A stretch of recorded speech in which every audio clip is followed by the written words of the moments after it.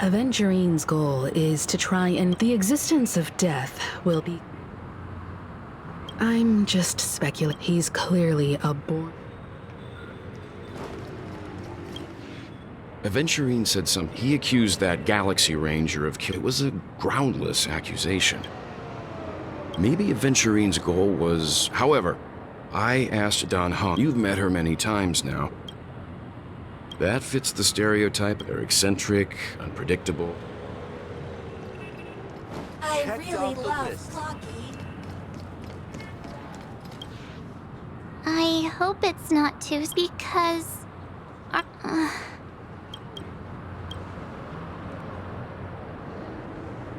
Yeah, of course.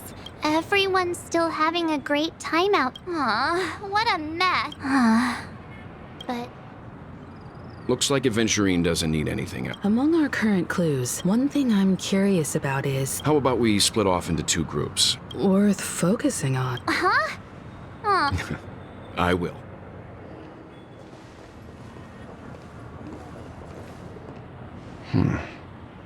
Honored guest, could you come out for a second?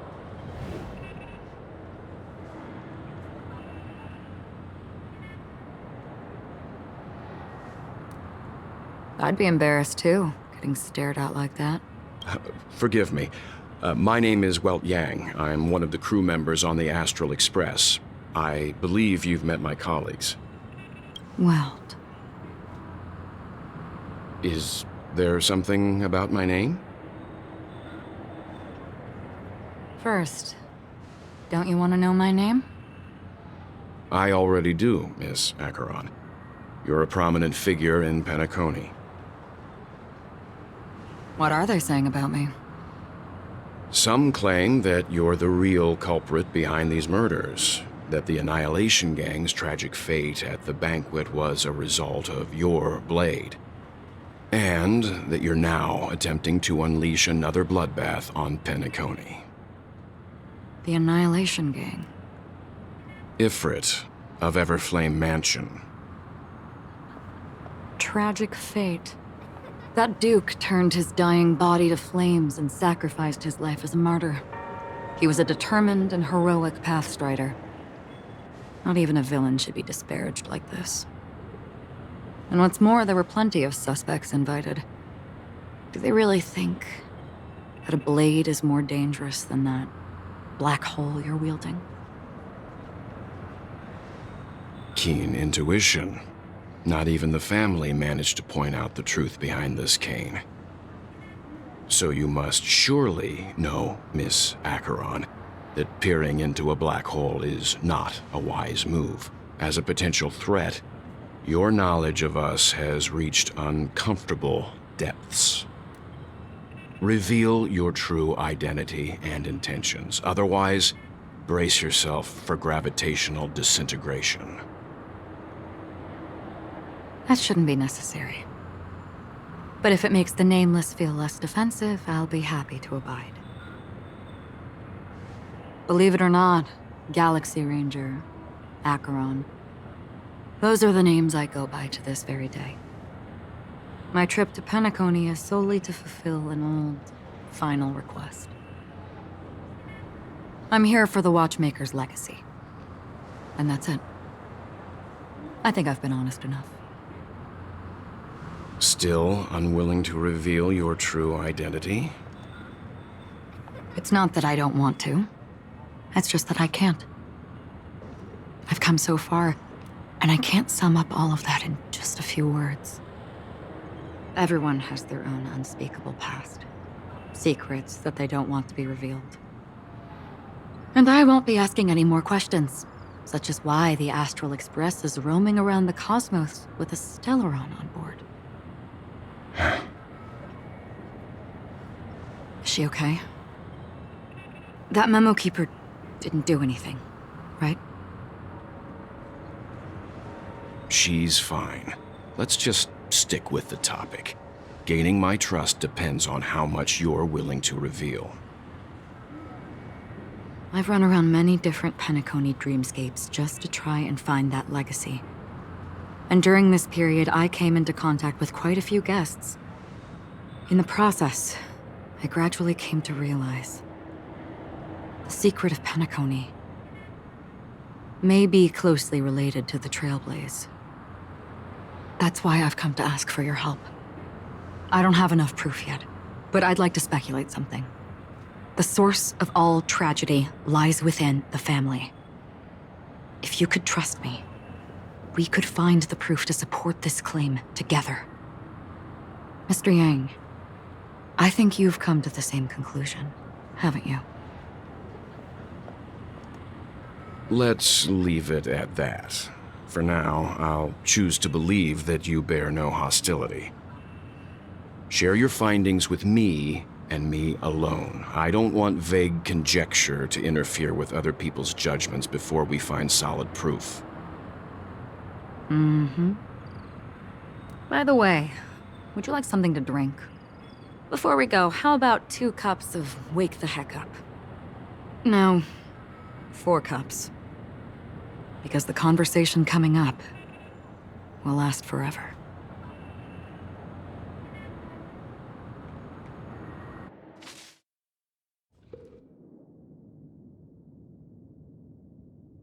I've been watching her closely for a while now, and the first invitation was in the banquet hall of the hotel. She just sat in one corner, keeping silent, chugging down a couple cups of Wake the Heck Up. I told her it's a pungent, bitter beverage, not the taste of sweet dreams. Really? But I don't taste any difference at all between them.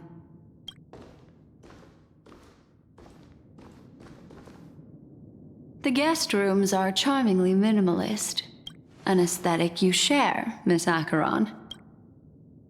It's a cinch, this music box. The invitation received by the Annihilation Gang.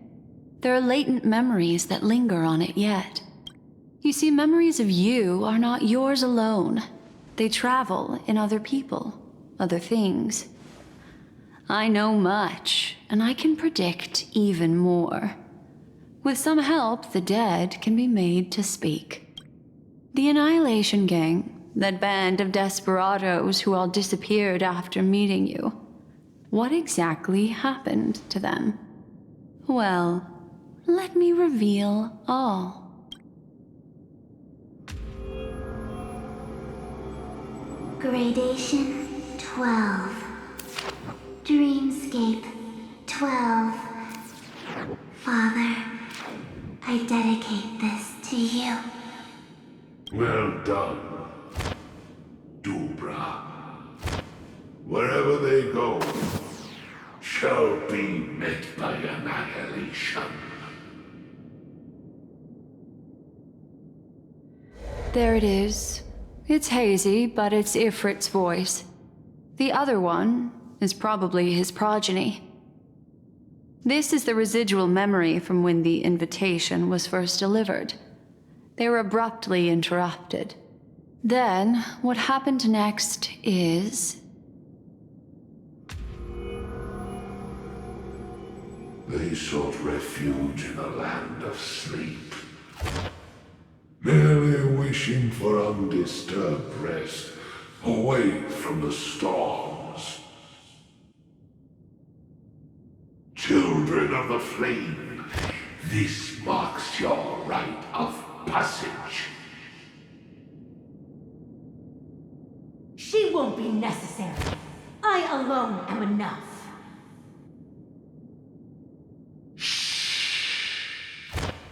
When have those on the path of destruction feared death?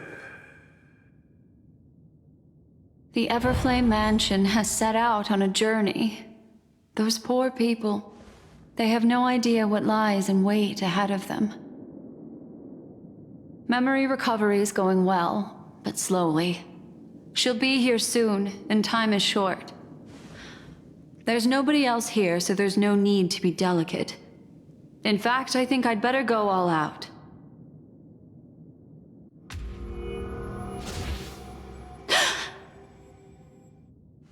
What happened?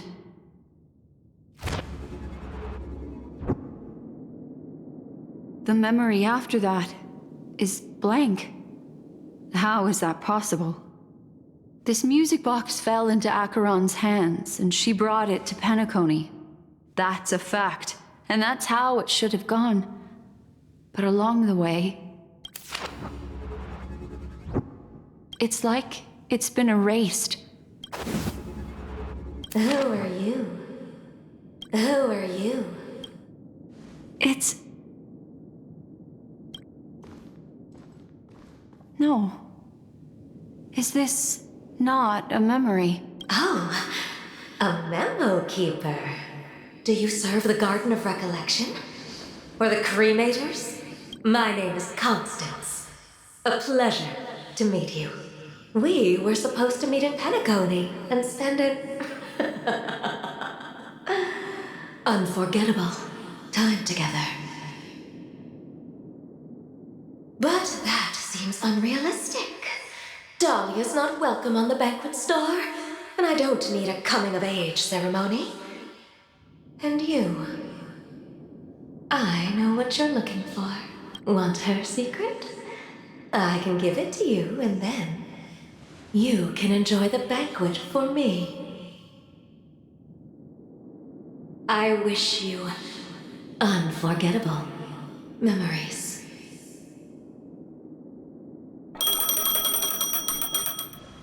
Oh. A phone.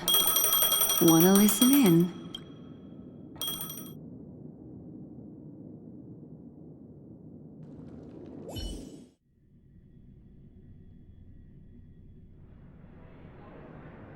A few days ago, the IPC made an announcement.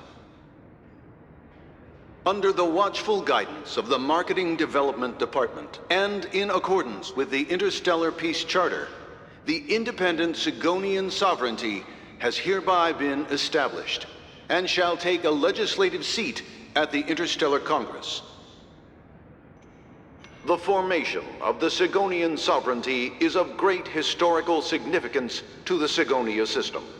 This move puts an end to the planet's long and bloody history, turning the sensational Kataka-Avgin extinction event into a distant memory.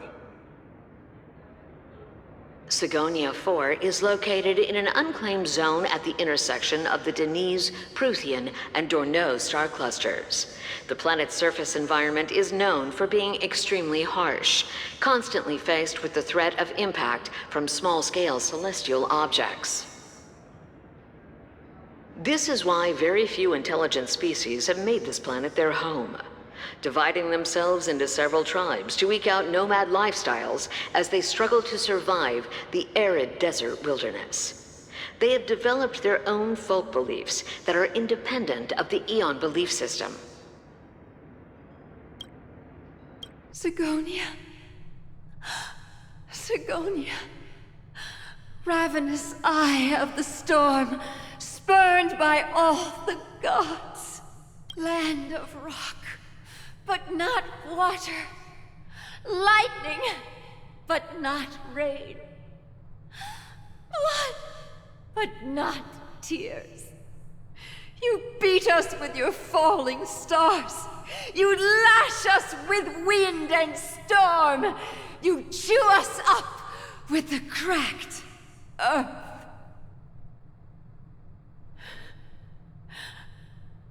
You promised us a land of honey, yet yoked us beneath a sword of bitterness. Oh, Gaiathra Triclops, if thou can hear me, please open up thy 3 eyes and gaze upon this child. When you took his father, my child was still sleeping in my belly.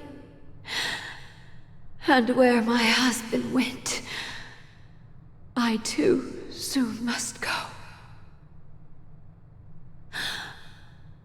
I don't ask for a peaceful death, just for you to tell me, does the baby swaddled sweetly asleep? Does he dream of his mother's heartbeat and the sound of falling rain? whether this life is all just a fleeting dream. Otherwise, why would this child be born to face impending death? Mommy! Mommy! Mommy, the rain.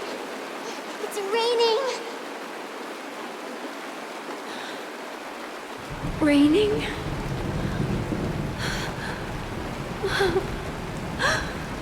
Raining. It is raining. It's true. Those Outworlders weren't lying to us. They really did summon the rain.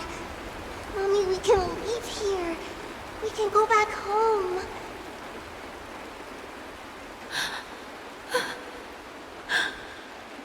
Back home. Gaiathra Triclops. You came. Do you hear that? Thank you. Thank you.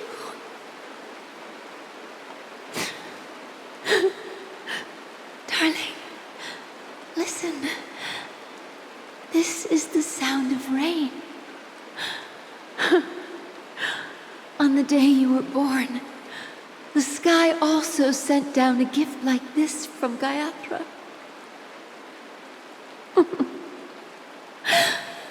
Such a lucky child. Such a blessed child. Just like your name. A gift from them to Avgen. My boy.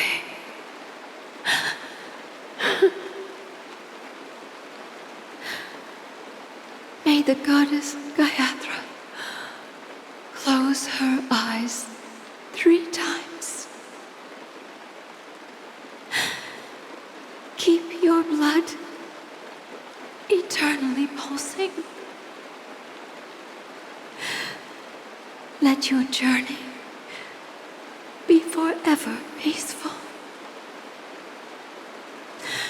And your schemes forever concealed.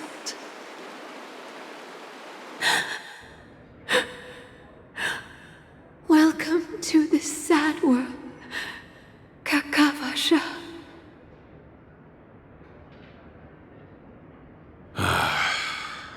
Time to wake up, gambler.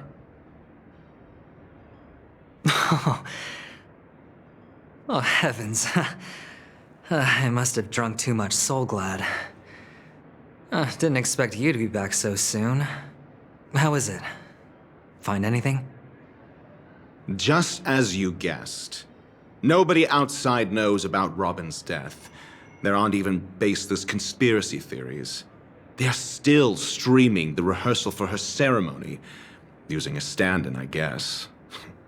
They must be dreaming. Of course.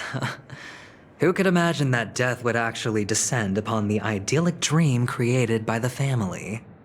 Let alone that the victim would be the female lead of the Charmony Festival. To be honest with you, I didn't believe it. I even tested it a few times myself. Until I discovered that I couldn't actually die. Whenever there's any danger, I'm forced awake by the dream pool, and it's all as if everything were just a nightmare. That's why I'm convinced that there are a few big secrets lurking behind the scenes. Then you must have heard about the Memory Zone meme. When I graciously deigned to establish connections with the Oak family on your behalf, they were quite in a pitiful state of disarray. Besides Robin, there was another body. I don't know the exact details, just that it was a stowaway. 2 murder cases? I told you something seemed off about the Nameless. Oh, she must have come across the other one. This murderer is a psycho. But I have to admit, the case should be easy to crack. We can leverage the family's malfeasance and let the IPC use this as a reason to intervene. It's just that their trickery runs deeper than I thought. Robin's stand-in was all ready to go. These two murders are definitely getting hushed up. What should we do? Let me think. It's too rare an opportunity to miss out on, so I gotta be careful. Incredible, gambler. Have you already exhausted your limited repertoire of tricks so soon? There are plenty of chips, but it'd be best to choose carefully. The most straightforward has to be Robin. Remember? That masked fool once told me to find a mute as a friend. Robin is what she calls the mute. She has lost her voice, and while most people can't pick up on it, you and I cannot mistake that sound. Not produced by any voice box, but rather by the resonance of the harmony. If that girl hadn't gone hoarse from singing practice, there'd only be one possibility. Something was up with the family. Or Robin herself. To get to the bottom of this, I tried every way I could to meet her. But she died. Right before my very eyes. A complete and utter loss. Incidentally, it seems to have resulted in your rather undignified arrival on the interrogation stand. There were eyewitnesses at the scene, and the family, in their graciousness, has tentatively accepted your alibi. However, for the foreseeable future, you shall, regrettably, find yourself under the vigilant watch of the hounds. Well, things aren't looking too optimistic, Doctor. Starting to break out in a cold sweat. Do you reckon there's still any chance of a comeback, given how things are? A probability? Yes, it exists, but it verges on the infinitesimal. To phrase it in a manner more befitting the vernacular of Penacony, you're dreaming. But if you simply can't control yourself and want to try your hand, then there just so happens to be a suitable candidate. That man wants to see you again. Who? Sunday. Is this a public hearing or a private trial? If it were the former, it would hardly befit my stature to stoop to the role of a mere messenger. Fine. Oh, that's great. It's all great. You see, the dead can't talk, but the living can. Ratio, I'm convinced now that there must be something wrong inside the family. Oh, just you wait and see. That man's sister has died. He can't sit on his hands. Well, without any further ado, let's set off. Lead the way. The show is about to begin.